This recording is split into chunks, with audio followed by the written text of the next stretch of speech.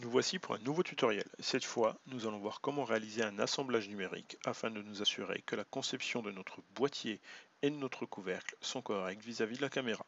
Pour cela, nouveau, assemblage. On va valider sur OK. Les outils ont légèrement changé. On retrouve des outils différents ici ainsi que des outils différents par rapport à la conception de pièces. Une nouvelle fenêtre s'ouvre sur le côté ici qui va nous permettre d'aller chercher les composants désirés. À savoir que si ces composants sont déjà ouverts, ils apparaîtront directement dans la liste ici. S'ils ne sont pas ouverts, il faudra cliquer sur Parcourir, comme dans notre cas. On va chercher les composants déjà existants, déjà créés.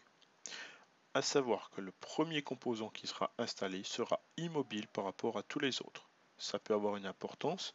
Par exemple, sur une voiture, il ne faudra pas mettre les roues en premier, puisqu'elles seront alors immobiles et ne pourront pas tourner.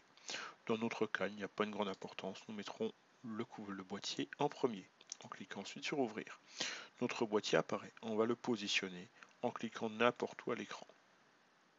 On va insérer les autres composants de la même façon. Pour ceci, donc insérer des composants, parcourir.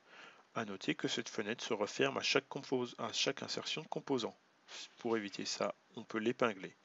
Et ainsi, on va pouvoir enchaîner l'insertion des différents composants, comme le couvercle et la caméra. Attention, si je clique une deuxième fois l'écran, on voit ici que je vais insérer une deuxième caméra. Je pourrais la supprimer en la sélectionnant dans l'arbre de construction. Je vais le faire ici et je vais valider. Je vois que j'ai ici tous mes composants. Il y a un composant en trop, je vais pouvoir le supprimer en le sélectionnant dans l'arbre de construction et en cliquant sur la touche supprimer du clavier. On me demande de valider.